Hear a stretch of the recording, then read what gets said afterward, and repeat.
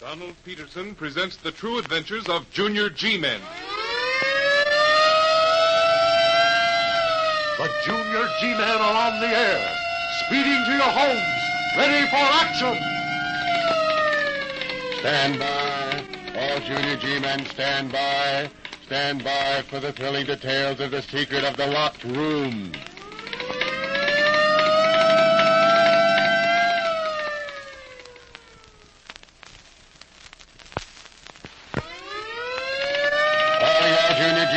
Calling all Junior G-Men. Stand by for report of Junior G-Man Bob Stewart concerning... The secret of the locked room. Report number 972 in 3 parts is given by Operator Bob Stewart of Wendover, Part 2.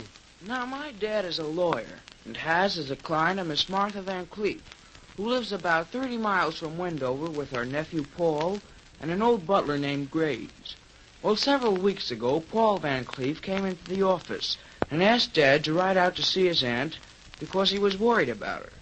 He seemed to think that she was, well, as he put it, imagining things. Mainly that the house was haunted. Dad agreed to make the trip and took me along with him. On the way, he told me that Henry Van Cleef, Paul's father, hadn't been very ambitious. He preferred staying around the house and playing his violin to working, and had finally been disinherited because of his laziness. He never got along very well with his sister Martha, and until the day of his death blamed her for his being disowned. Well, after we'd arrived and had eaten dinner, Paul's aunt told her story. She said that every night for the past several weeks she'd heard a violin softly playing one of her brother Henry's favorite tunes, and his voice saying that he'd come back from the dead to haunt her. After she'd finished her story and gone to her room, Paul Van Cleef, Dad, and I went to the library. We talked the whole thing over, and then, all of a sudden... What's that? I don't know, but... Gee whiz, listen! Listen! It's Aunt Martha. She's screaming for help. Follow me. Aunt Martha! Aunt Martha! She doesn't answer. There isn't a sound. She must be... What's that? Who's there? It is I, sir, Graves. I heard the scream, sir, and I thought... Of course you did. We all did. Yes, sir. Well, come along, up these stairs. Yes, sir. And hurry. Yeah, very good, sir. You coming, Stewart? I'm right behind you. Gee whiz, Dad, what do you suppose happened? Well, I don't know, son, but we'll soon find out. Now, hold it. Hold it, wait a second. Aunt Martha! Aunt Martha! Well, we'd better not waste any time, Van Cleef. We'd better go right into her room. Yes, of course. Come along, follow me. Shall I come too, sir? Yes, of course, Grace. Come along. Yes, sir, very good, sir. Now, just a moment. Aunt Martha! Aunt Martha! Are you all right? Are you... Try the door, Graves. Hurry. Yes, sir, at once, sir. It seems to be unlocked, sir. Good.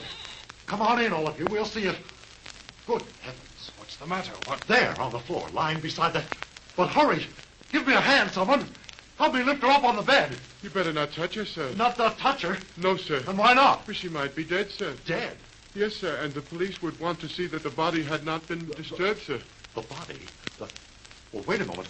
Wait a moment. Gee whiz, do you suppose she Quiet, does... son, quiet. She's breathing. She's alive. She's not dead. Do you hear, Graves? She's not dead. My mistake, sir. Sorry, sir. Get the smelling salts. Get some water, some ice water, and everything else Yes, you need. sir, at once, sir. At once, sir. Well, soon after Graves returned with the smelling salts and things, Miss Van Cleef came too. Then, as soon as she began to feel a little stronger... He's right, Paul. He's right. Who's right, Aunt Martha? Who's right? Your father, Paul. Everything he said is true. He spoke to you again? You heard his Yes, voice? Paul, and I'll hear it again and again. But he's dead, Aunt Martha. You can't Oh, possibly... don't you see? You don't believe me, Paul. You don't believe me. I want to believe you, Aunt Martha, But you I... can't. And you never will. Because you'll never hear his voice. He'll never speak to anyone but me. How do you know, Miss Van Cleef? How can you be sure? He told me so tonight. Just before his picture fell from the wall. His picture? That large one in the heavy frame? Yes, that large one. It overturned the chair. That must have been the crash we heard. Yes, that's right. Is that why you screamed, Miss Van Cleef? Yes. Yes, that's why I screamed. I was so frightened, so afraid. But I mustn't admit that, must I? I mustn't show my fear. If I do, you'll think I'm crazy. You'll think I'm crazy. Not at all, Miss Van Cleef, but, well... Oh, I can see it in your eyes. You think I'm losing my mind. And who knows? Maybe you're right.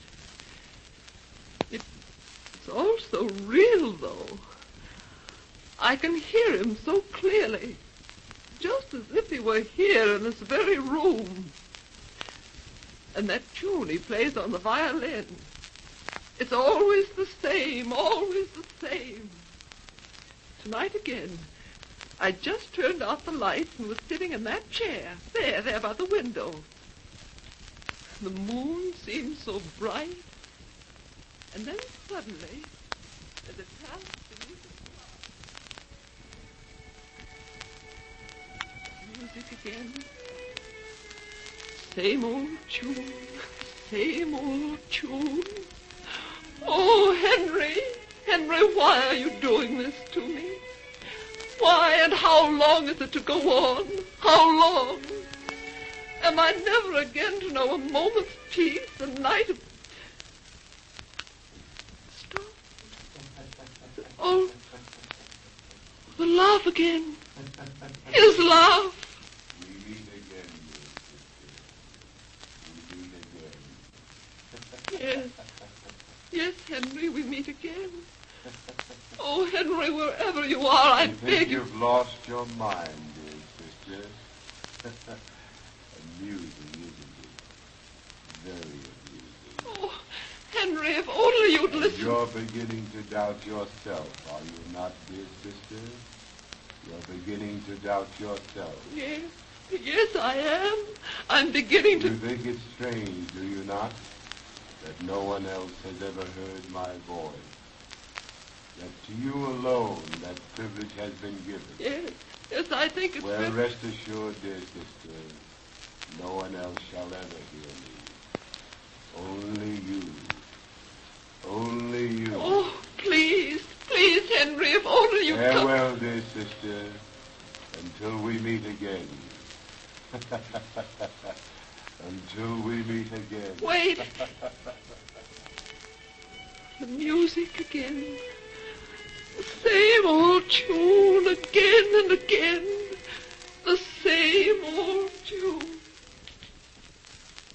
And you still haven't seen him? He's never appeared to you? Never. Gee whiz. It sure is funny, all right. Yes, very. Look here, Van Cleef. Yes, Mr. Stewart. In view of what's happened, I'd like to spend the night here. That is, of course, if you can put us up. Why, that'll be a pleasure, Mr. Stewart. And you have no idea what a relief it'll be to have someone else in the house. Graves. Yes, sir. You'll prepare the guest room in the west wing. Very good, sir. Immediately, sir.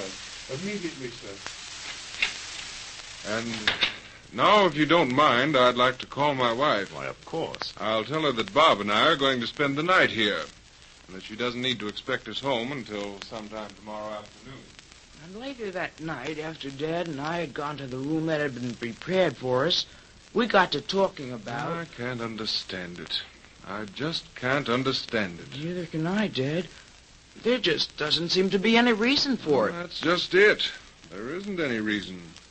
You know, Dad, I wonder if that voice would follow Miss Van Cleef wherever she went. What do you mean? Well, suppose we were to swap rooms with her, just for tonight. You mean? If only we three, Miss Van Cleef, you and I, knew about the switch, and if the voice followed her, then we'd know for sure that she's either hearing things or that she's, well... Or that she's mentally unbalanced. Yeah, that's it. And you believe that there's something about that room that's responsible for... I don't know what to believe, Dad, but, well, gee whiz, it's a possibility. Yes, it is. A good possibility. Then you'll try it? You'll swap rooms with Miss Van Cleef and... Well, she'll agree, son. It's up to her. Now, here's what we'll do. As soon as we're sure that everyone's gone to bed, A little later, after everything was all quiet, Dad and I slipped down the corridor to Miss Van Cleef's room. After we'd explained the whole plan... It wouldn't do any good. Not a bit. But you can't be sure of that, Miss Van Cleef. You can't I am sure. Henry's voice would follow me. It will always follow me right to my grave. I can't escape it. No, of course not. Not if you won't try. I will try. Anything. Anything within reason. Well, then agree to this switch. You go to your room and let us stay here. You're not afraid? Afraid of what? The voice of a ghost? No, Miss Van Cleef, we're not afraid. And if you let us stay here, we may be able to prove that there's no reason for you to be afraid. Well, very well. I'll do as you say. Now, look, you'll have to be very careful. The whole success of this plan depends on your not being seen by anyone. Do you understand? Yes, I understand. Good. You see, Miss Van Cleef, if that voice follows you to another room, if it speaks to you there, then we'll be sure that, well, that it's really the voice of a ghost. Oh, but I am insane. Yes, Mr. Stewart, I understand. I understand, sir. Well, the switch was made without a bit of trouble. Miss Van Cleef went to our room, and we stayed there in hers. Later, as Dad and I were talking... Well, how about it, son? Do you feel like turning in? Well, I don't know, Dad. I'm afraid I don't feel very much for sleeping. I see. You're not afraid. Oh, no, Dad, not a bit. It's just that, well, I'm just not sleepy, that's all. I see. Well, I'm not very sleepy myself. We'll just... Oh, doggone. What's the matter, Dad? I just happened to remember. I left my pipe down there in the library. I can do without smoking it, of course, but I'd hate to have anything happen to it. It's the one your mother gave me last Christmas. Want me to go down and get it for you? No, son. I'd rather get it myself. That is, if you're not afraid to stay up here alone. How about it? I'm not afraid. You better be careful, though. I mean that you're not seen leaving or entering this room. That'd spoil everything. Yes, it would, wouldn't it? Well, I'll be careful, and I won't be gone long either. I'll be back just as soon as I can possibly open. And Dad hadn't been out of the room more than 3 minutes when all of a sudden... Gee whiz, the music. Where's it coming from? Who's playing it? It's creepy, too. Kind of gives you the chills. Just the way Miss Van Cleef described it. Gosh, I wish Dad were here. It stopped. Gee whiz, that laugh. I'm scared. We meet again, dear sister. We meet again. Holy cats, that voice. It's talking to Miss Van Cleef, and she's not here. She's not here.